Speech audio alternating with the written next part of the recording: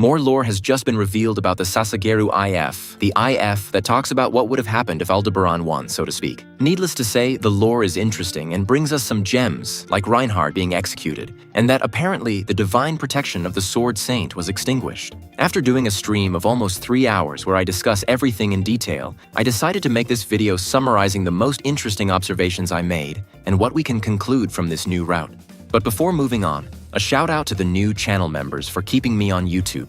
A shout out to William Mamani, Franco, and Yosue, who are people that just joined, and I hope you can enjoy this month of perks. On the side of my English channel, a shout out to Dagoth for joining the channel members.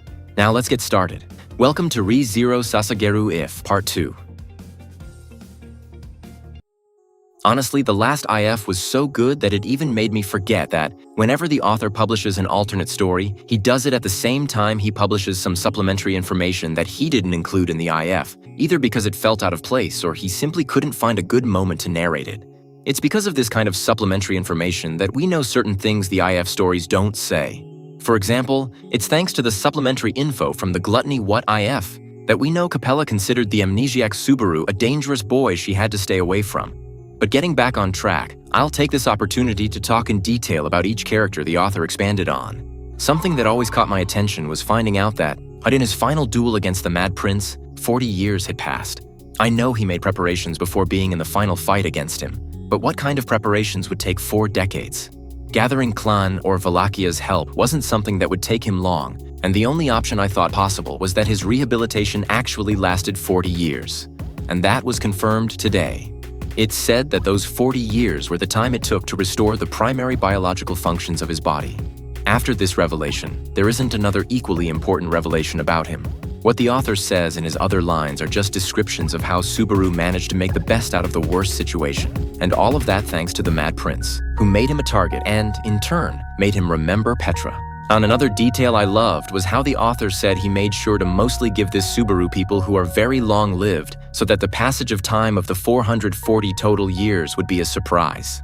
I think this decision was a huge success. Unfortunately, it seems this Subaru won't be able to retire and rest anytime soon, and that's due to something the text seems to indicate, saying that waking up Emilia and Aldebaran won't be easy. And before I forget, it seems Aldebaran planned to seal Subaru for a minimum of 1,000 years or up to 10,000 years, but the protagonist's allies managed to break the seal much sooner. I don't know the details of why he expected to lock him up for so long, but if I had to say something, could it be that half-elves only live that amount of time? That would explain why he would seek to seal him for that amount of time. I guess he thought that by then even Satella would be dead and wouldn't resurrect anymore. But let's move on to the next character. The author delves a bit deeper into the things she felt throughout these 40 years. He drops some interesting data, like how the experience she had with 400 years of solitude and the growth process she went through in the second season helped her be the emotional stability Subaru needed in these 40 years. Although it's emphasized that things might have gone wrong for her too if it weren't for the fact that she was surrounded by wonderful people since she woke up in this new world. Something I loved was finding out that even though she was on Subaru's side, at no point did she try to hinder or slow down whatever Subaru planned to do in the future. Lastly, it's mentioned how, just like Subaru, she made an effort to remember Petra at every possible moment. But while Subaru was able to complete this task in 5 years, it took her almost 40. I think Nicola is the character that caught my attention the most, and that's because he was more similar to Otto than one might expect. And just like Otto wanted to bang a cat, Nicola wanted to bang a spirit. Curiously, he confessed to her when he was still a child, but Rumelia told him that she had to fulfill the duty her former master ordered her to do. So Nicola, being the Chad he is, decided to put an end to his family's 400-year search started by an old geezer named Otto Suin, and decided he would continue the search, but not in the same way it had been done. So, after a meeting with Rosalind, the empress of this era, it seems he was able to come up with a better search method. This updated search method would end up finding the sphere containing the protagonist. It's said that even though his motives for starting the search were for his own ego, that doesn't take away from the fact that the day he found Subaru, he shed a few tears as a result of having fulfilled the Suin family's long-awaited desire. Unfortunately, his feelings wouldn't be reciprocated because Rumelia was still taking care of Subaru. But when he regained his will to live and realized what was going on between them, one day he told them that Rumelia and he should start dating. Shortly after, they would announce their marriage, and while it caused quite a stir, this was sponsored and supported by the Empress, and pretty much nobody objected anymore. Nobody except the Mad Prince, who crashed the wedding to cause havoc, but was stopped by Subaru, who had to use his authority several times. Although I must admit there was a part of the author's writings that I had a hard time understanding because it talked about Nicola's blood being strongly influenced by Otto. I know the blood issue doesn't seem important, but it is in Otto's case. You see, there's a side novel where it's revealed that after Frederica, the person with the strangest blood in the faction is Otto. It's said he has blood so peculiar that it even attracted vampires. That's why, when I read that the supplementary material placed emphasis on Otto's blood and its influence on Nicola, I couldn't help but remember that side story in question. I hope there's a decent translation of this supplementary material soon so I can better understand the reference to Otto's blood.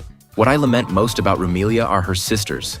I know that sounds super horny, but let me explain. Rumelia's sisters specialized in a specific magic, and if you remember Subaru's chat with Rosewall, there aren't many experts in yang magic. In fact, there isn't even mention of a great spirit who is an expert in that element.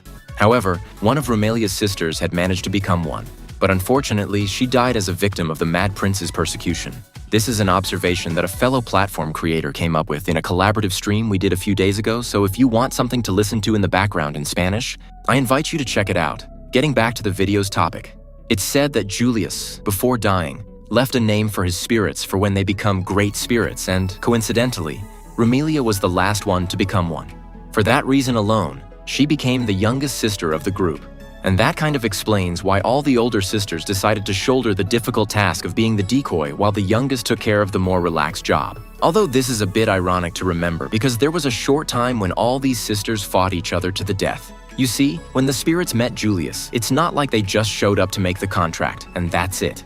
It's said there were originally many more spirits, but since not all of them could present themselves to Julius, it's said that all the gathered spirits fought to the death until only 6 were left, and it would be those 6 that Julius would make a contract with. Though of course, the knight never found out about that massacre. Something sad was finding out that Rumelia and Nicola didn't get to have a child, and that's because they were certain the child's existence would greatly anger the Mad Prince. My headcanon is that, when Subaru stood his ground in the final fight against the prince, another reason he had for defeating him was to allow Nicola and Rumelia to start a family. I hope we get to see Rumelia and her sisters in the main canon. The author points out that she inherited Vincent and Priscilla's attitude traits, but got the physique of the O'Connell siblings. The fact I really liked about this is that it's revealed that the law of the strongest must rule has almost disappeared from Wallachia. I like that because it means Vincent managed to lay the groundwork for the disappearance of that rule. It's said Rosalind has a soft spot for cute things and artistic talent. Furthermore, she knows how important it is for Arakia and Madeline to rescue Subaru, so she made sure to help them in whatever way she could. Something interesting is that the author, through Rosalind, confirms to us why Subaru ended up in such a deplorable physical state. That was because Rosalind used the Yang sword on him, and the use of the sword ended up causing that disconnection in his soul. Rosalind apologized to him for this action, but Subaru just thanked her for letting him out. So this explains why Subaru felt that disconnection in him centuries after waking up, while apparently Aldebaran didn't go through that problem despite having been in a similar situation. But the most interesting part of this is the moment where Rosalind says she was forced to do this because she knew the traitor wouldn't undo the spell, and adds that the reed sword couldn't be used either because its whereabouts are unknown. It's also confirmed that Vincent himself left established orders so that in the future, the Empire would help Subaru, and he did it not only because of Rem's request, but also because of several people who joined in on the request. Personally, I would have liked some mention to be made of the Pleiades Squadron, that squad that helped Subaru in Arcs 7 and 8, but that wasn't possible. And something that happened and that I didn't realize was that, apparently, Rosalind had already died a little before Subaru's rehabilitation ended. And by the time Subaru faces the Mad Prince for the last time, the Rosalind who helped him was already the current Rosalind's daughter. This was something I didn't catch due to the instant translation, but regardless, it was a sad story. It's said that when the mother Rosalind died, the unified people mourned her loss and she went down in history as one of the most beloved empresses. Honestly, I wasn't expecting the confirmation that Arakaya had a child with Cecilis. On top of that, as if this wasn't surprising enough, the reason why Cecilis gave her a child is beautiful, so to speak. You see, after Priscilla's death, Arakia was very depressed, and in fact, had part of the present-day Empire-focused novels dealt with how she mourned alongside Cecilis and Spica. It seems that if Arakaya kept living, it was because she found a reason to live in Cecilis.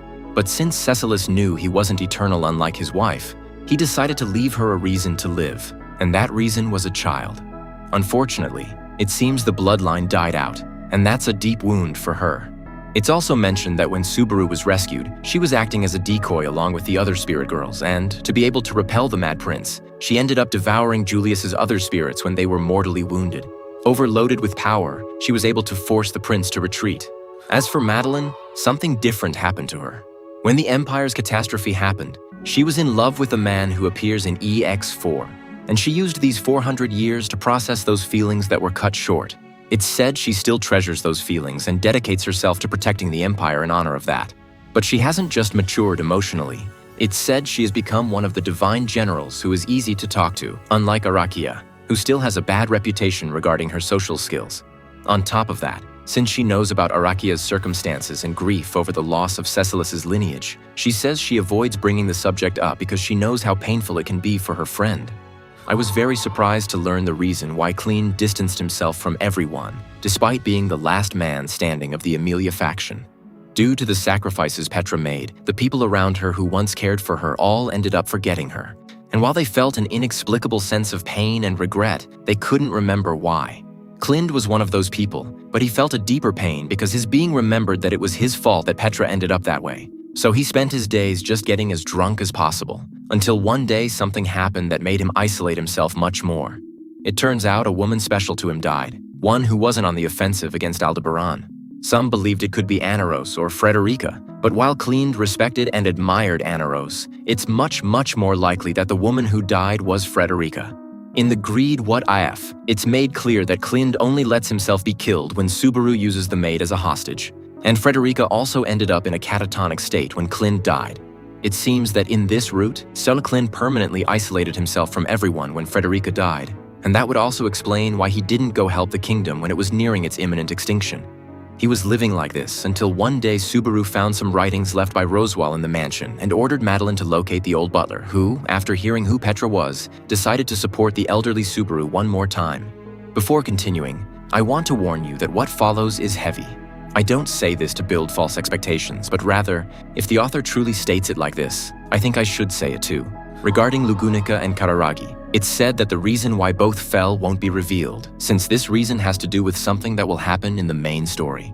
I can only imagine that in one way or another, the things that happen in Lugunica will have repercussions in Kararagi, and this, in turn, will affect Lugunica. I highly doubt the situation in Kararagi will end badly, since without Subaru around, the story is forced to achieve a favorable outcome for Anastasia's camp, which is located there. I think the most interesting part of this section is that it's said Otto's family managed to avoid falling along with the kingdom, and it's also not made clear when this happened. It might have been in the years following Aldebaran's betrayal, or it might have been sooner than usual. But as I said in my previous video, Capella's plan surely had a lot to do with it. Curiously, it's said that the Holy Kingdom of Gustako lost a lot of cohesion as a nation after Oddglass's death, which makes me think there is no longer a single central government there, but rather just many decentralized governments competing with each other. It's said that the squad called Aldebusters, who were the people that stood up against Aldebaran, met a depressing fate. We have to remember that not all people of this type were in the final fight. If I recall correctly, Melee and Camberley couldn't gather for the final assault, the one where Aldebaran used his authority on everyone.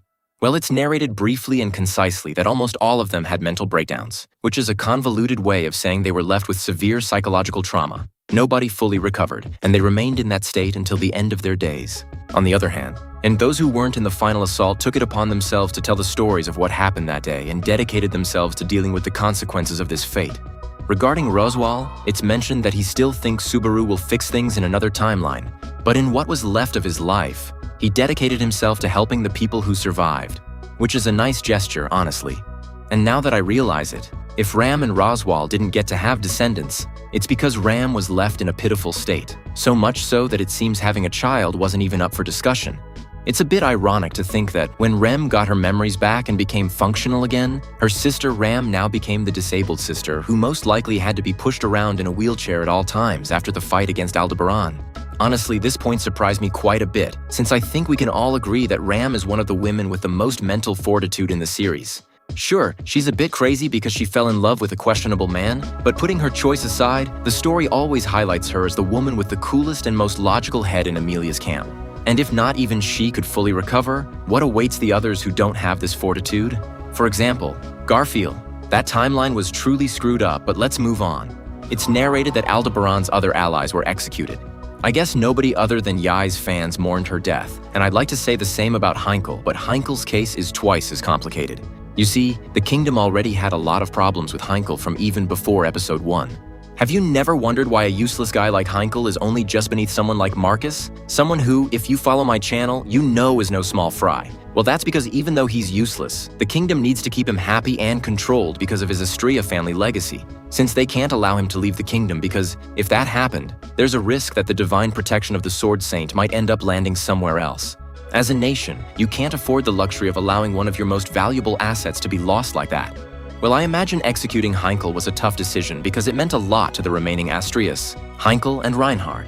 This, without a doubt, shattered the Astrea family in new ways, a way the third season hadn't done yet, and in that desolate landscape, Reinhard was forced to choose once again between advocating for his family or his duty.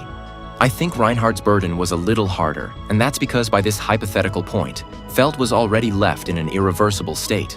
Personally, I believe Reinhard tried to save his father, and that's because it's made very clear in the novels that he truly still cares for his father even if their relationship is broken. In fact, in the side novel where he cross-dresses to infiltrate an organization, it's revealed he went through all that trouble because the nation started considering a possible betrayal by his father, and Reinhard went into debt paying the costs of an operation aimed at proving Heinkel's innocence. And, of course, all of this without his father finding out. So my headcanon is that Reinhard tried to save his father at the last minute, but then something happened that made him give up on that attempt. This, in turn, made him realize he lost his composure and, because of how unstable he was at that moment, Lugunica decided to execute him. And just as Reinhard can ask for new divine protections, he also has the ability to erase the ones he doesn't want to use. So I don't see a big issue with him erasing the power that allowed him to resurrect in order to embrace his death. I think the most interesting part of this section is speculating on the option that there was a third group with vested interests behind Reinhard's death. I highly doubt that third group was some enemy nation, but I like to believe that Capella, infiltrating herself or her servants, was able to force this execution on the last Astrea. Not much is said about Emilia and Aldebaran. With Emilia, it just repeats what we already knew, that she froze the entire place right after Aldebaran threw Subaru out of the world. It's said that while freezing, she feared the possibility that a very, very long time would pass by the time everything thawed out, and she kind of intuited she would lose the royal selection, but she simply chose the option that allowed her to save her knight. Regarding the Mad Prince, his lore is expanded, and the author might have ended up revealing more than he meant to reveal. Up until this alternate story, we only knew that the prince had killed his brothers, while at the same time it was said that in Gusteko there was a powerful spirit named Godoki who was imprisoned due to his bad temper. It turns out the Mad Prince is the son of a great spirit and a human mother. Let me clarify that great spirits aren't common in ReZero, so it's probable that the prince is Godoki's son. And just like his supposed father, both are locked in a cell that restricts both of their spiritual power. It seems the great catastrophe that struck Gusteko, which was already prophesied in the main story, began with the release of the prince and his supposed father and ended with the collapse of the Holy Kingdom through Oddglass's death. He is also given another divine protection, one that makes sense of everything else. It turns out the reason for his strength is that he had the divine protection of subtraction, which allows him exactly what you're thinking. The prince used it all this time to steal the powers that would make him incredibly strong. And furthermore, as if this wasn't enough, it said his strength increases every time he kills a spirit.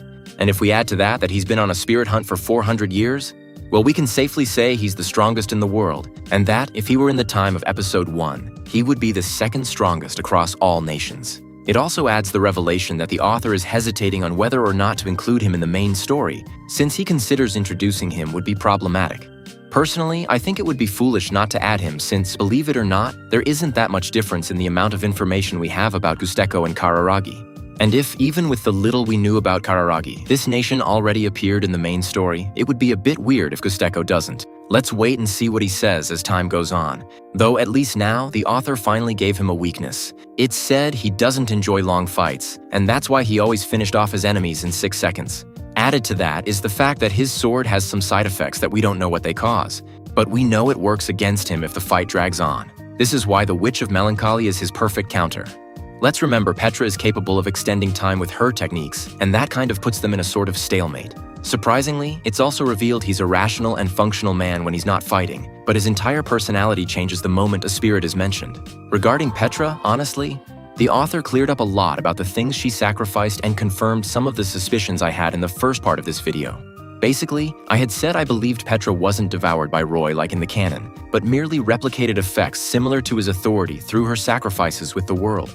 The author confirms Petra made all these sacrifices, but whereas in the main timeline Subaru's death canceled these sacrifices, in this story Petra had to live with them. And not only that, she kept sacrificing more things while fleeing the kingdom when they found out she had become a witch.